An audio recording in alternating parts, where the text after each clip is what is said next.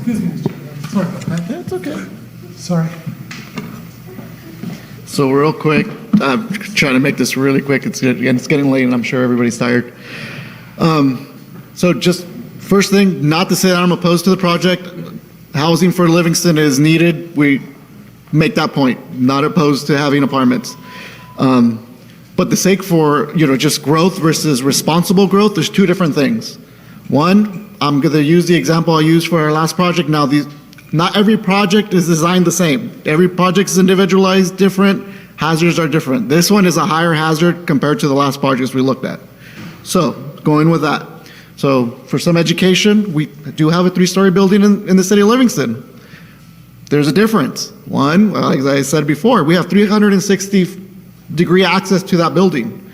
It's not the same as an apartment complex. Apartments are high hazard because people can cook in them.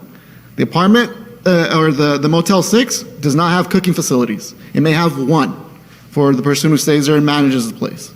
But not every resident at the Motel 6 is cooking, and they're transient. They're not there every day. When you're looking at an apartment complex like this, you have people that are there 24 hours a day. They're cooking. That's the highest hazard and the biggest causes of fire of any type. So that is why it's a high hazard. Why it's a concern for the fire department. One, we don't have access to these buildings on all 360, degrees around them.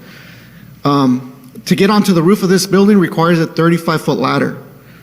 The fire engine that goes down the street is not equipped with a 35-foot ladder. A fire truck is by design. The fire department I know does carry 35-foot ladders on one piece of equipment, on their water trucks. A water truck is not dispatched to a location that has adequate water. This place will have hydrants. The fire department does not dispatch water trucks to a place that doesn't require additional water. So there's that. Additionally, the fact that our station is a 1-0 staff station, under the standards for a 3-story building, you immediately need 2 people to respond to this place if there's a fire. The purpose for that is because of the sheer complexity and size of the buildings. You need the additional eyes for the safety of, one, the people that are being evacuated and the safety of the crews that are coming on board. So those are all things to consider. If these were 2-story buildings, I wouldn't be here talking about it because we can manage a 2-story building. We have 2-story apartment complexes in the city of Livingston that meet this classification. When you start out in the 3rd story, it adds a different level of hazard for access for us, just in general. How do you get to the top of a building to do ventilation? How do you rescue a person from the top? You need additional equipment. Again, I'm not opposed to the project as in the sense that we do need apartments. We need more housing for our community. I am not opposed to that. It's strictly the sheer magnitude and the amount of 3-story buildings. So with that, then affects our ISO rating. So as the insurers that insure us to have our homes, they base everything off a third party who gathers the information about our department and our city. Having a new high hazard, they look at our department and says, can the department adequately provide services for the entire community? As soon as that goes in, we can't. Our rating comes down.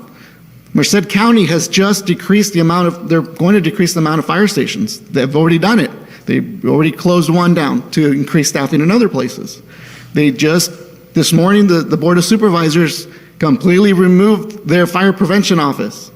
So they're decreasing services. So their ISO ratings could then now go down, which then will affect our ISO ratings because they're the ones who respond to our community. So our insurance rates will go up just by adding affordable housing. Well, hopefully affordable housing. So things to consider.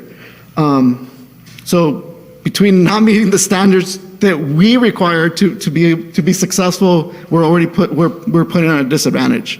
And that's the thing that I want the council to understand. We need the housing, great, we should do it, but it should be responsible, and it should accommodate the services that we're providing. Or we need to figure out a way to get those services before these buildings get put up. Because as soon as the building's there, we can't remove the building. So it's up, it's up. But understand that the dynamics of between what we have currently and what's going to be put in, even though it's in phases, will affect us as a whole. So yeah, with that, thank you very much. Thank you, Jose.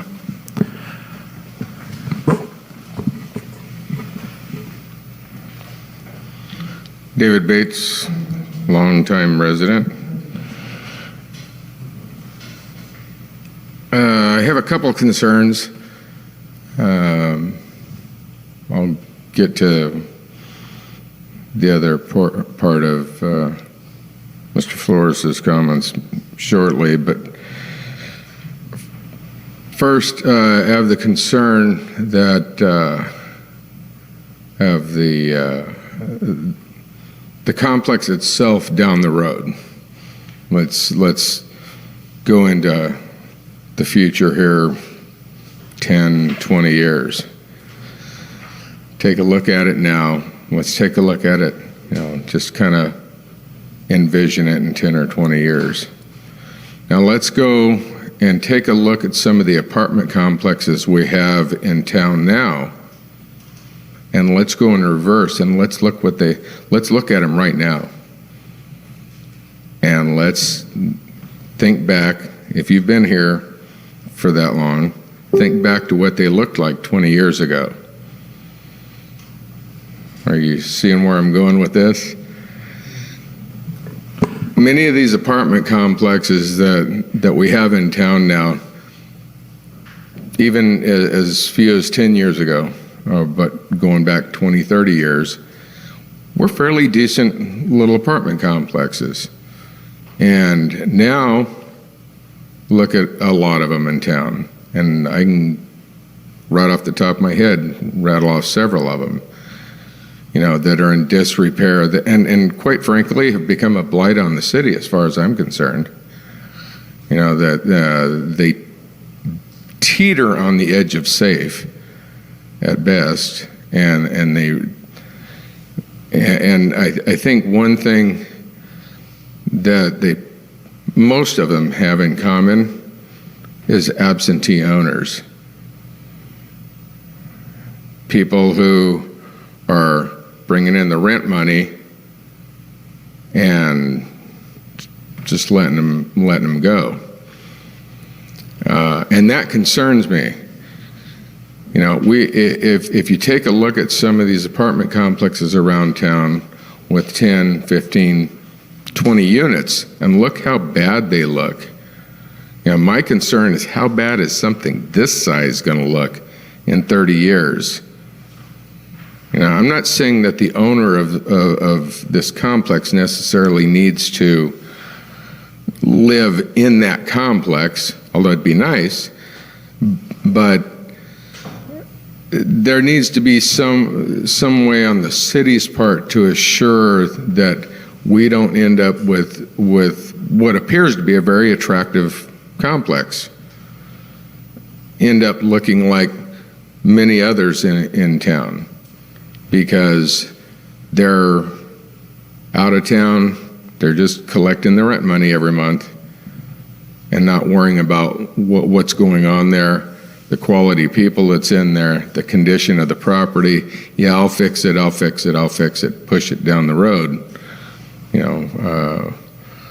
Every year it's the same story. Yeah, we'll get to that. We'll upgrade the air conditioning, or yeah, we'll patch the walls, or yeah, don't worry, it's just siding. The little rot in the siding's no big deal. It's on the outside, don't worry about it. And that's what we see in a lot of these apartment complexes around town. And so that concerns me.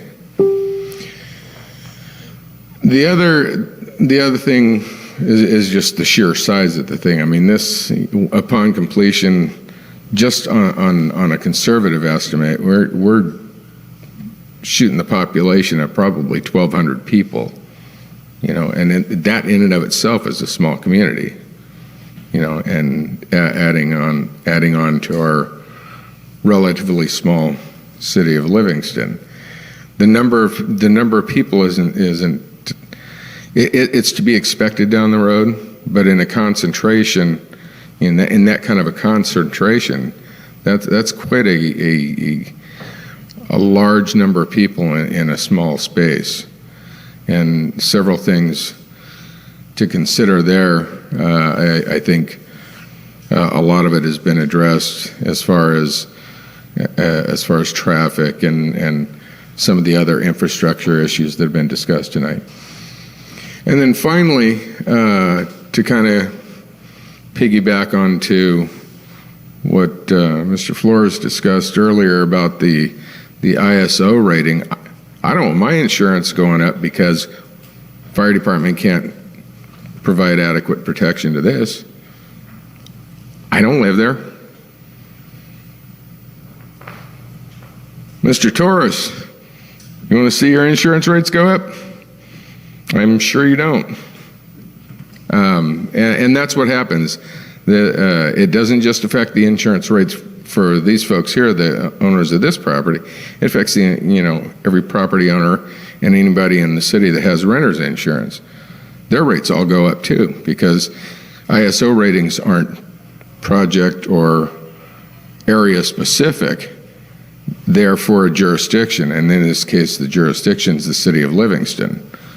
And so it potentially affects the insurance rates of anybody that pays insurance, property or homeowners, fire insurance. So that's another huge concern for me. I don't have a problem with the project per se. I think that the best thing that could be done with this project would be to scale it down slightly, and that would be to take the third story off those 20 buildings and bring them all down to 2-story buildings. I realize that that's 160 units that rent won't be collected on. I suppose the other option is to possibly add more buildings, add more 2-story buildings to try to regain some of that 160 units, or just go with, just take away the 160 units that'll be, that would come off the top floors of all 20 of those buildings. And I think that, considering the potential for safety issues, and I know there's been some discussion about, well, we can deal with it for a little while. It's not going to be that big of an issue to deal with for, a few years. That's a few years that we're at high risk, higher than necessary risk. That's a few years that folks are paying higher insurance rates than they needed to be paying. So again, I'm not necessarily opposed to the project itself, but I personally would like the council to seriously consider scaling it down by taking off the top floor of those 20 buildings and making the entire project a 2-story complex. Thank you.